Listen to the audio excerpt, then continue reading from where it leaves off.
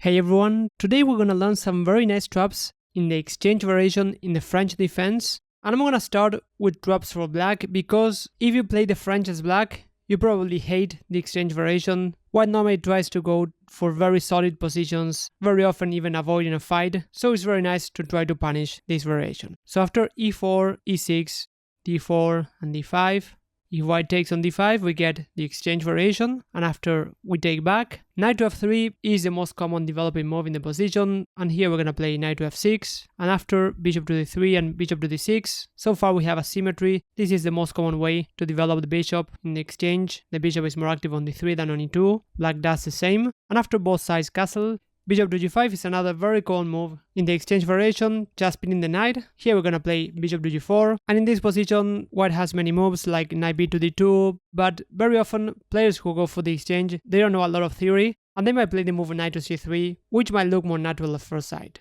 Now this is not a very strong move, because here even after the move c6, the knight doesn't make a lot of sense, it's hidden against a wall. But we also have a very nice move if we want to try to complicate the position a bit more. Here we can go for the move knight to c6. And this seems to blunder material because the knight on f6 is pinned, so there's pressure on d5. And very often when we play in a symmetrical position, the side who can play first, they very often can force an advantage. But in this position, playing forcing moves is actually not that good for white.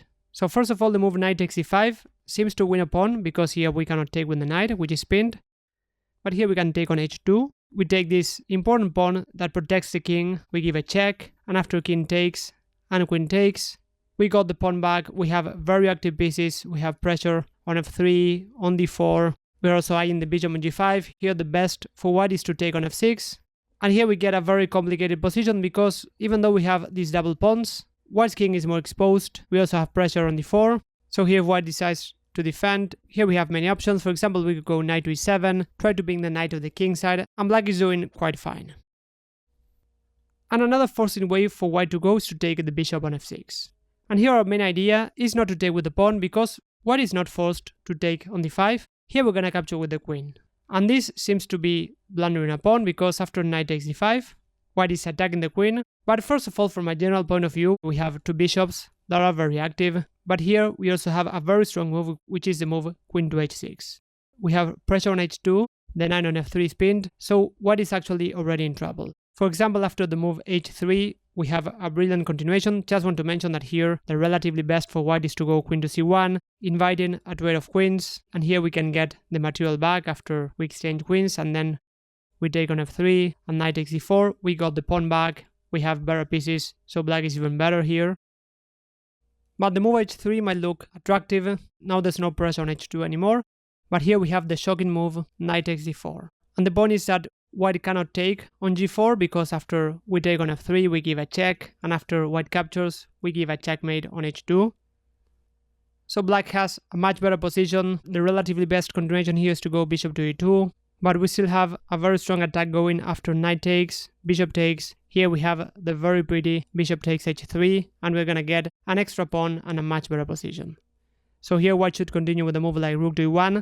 The point is that taking the bishop will lead to checkmate after queen takes. There's nothing that white can do against queen to h2 checkmate. So let's move on to another trap for black after e4, e6, d4, d5, takes and takes.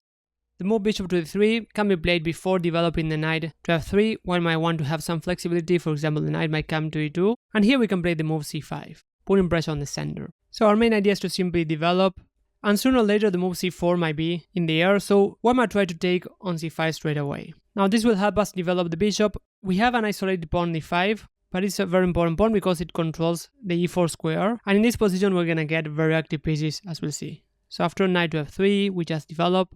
Both sides normally castle. There are many options. Basically we have very easy development, but one idea that has been tried is the move h3, preventing bishop to g4, and after knight to c6, go knight b to d2. This might look like a strange move, but it has been tried even by top players. The idea is to bring the knight to d4 and block the isolated pawn.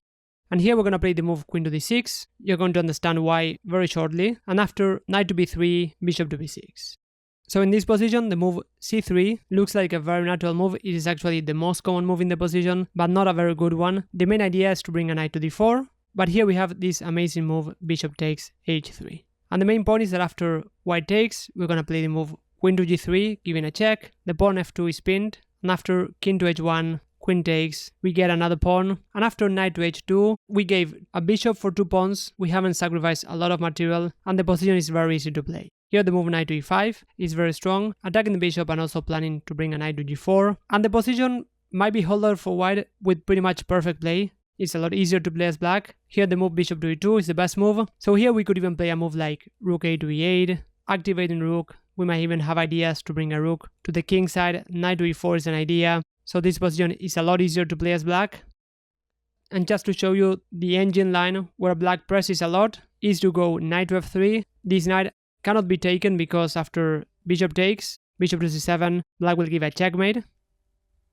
So here white can continue the game with pretty much only moves. Here bishop to f4, defends the knight on h2, and after knight to h4, planning to give a checkmate on g2. Bishop to f3 is the best way to defend. The rook has to keep an eye on f2, and after knight to g4, white cannot take because we would give a checkmate on g2. Basically we just bring more pieces to the attack. Here the best move given by the engine is bishop takes, and here the move h5 will protect the knight on g4, and now we're ready to bring more pieces, like for example rook a to d8, pinning the bishop.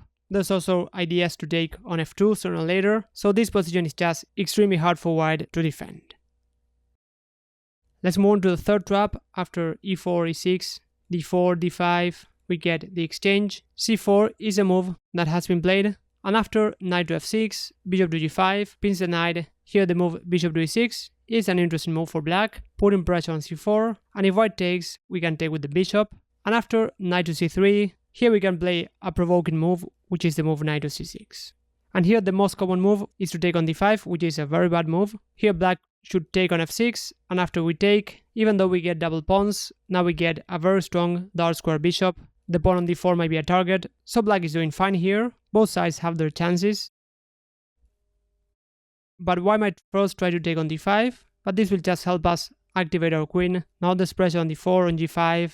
We are ready to castle long. White is already in trouble in this position. To make things worse, white very often takes on f6, and this just loses straight away because here we don't take on f6, we give a check with bishop to b4.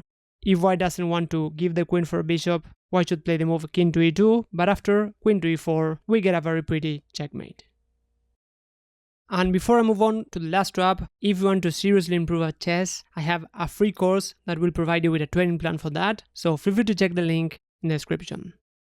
So the last trap is a trap for white. After e4, e6, d4 and d5, we go for the exchange. The move c4 is actually quite interesting, not that popular. And after knight to f6, knight to c3, the move bishop to b4 is played here. Bishop to e7 is an alternative, but bishop to b4 might look interesting at first sight for black, because after bishop to d3, black can castle very quickly and go for rook to e8, as we'll see. By the way, if black takes on c4, this will just help us improve our bishop. This is possible.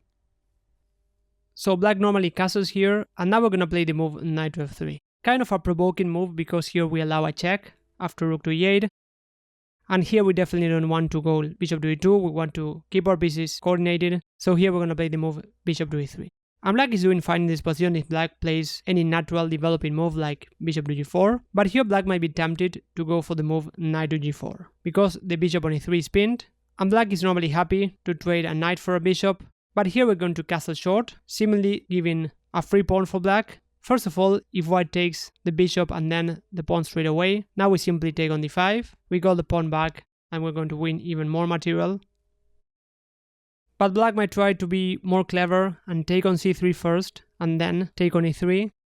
And after rook takes, it seems that black got a free pawn, but here the move knight to e5 is actually super strong. We have pressure on f7, and we also have this very simple idea of going queen to d2, trapping the rook on e3. So this position is already winning for white.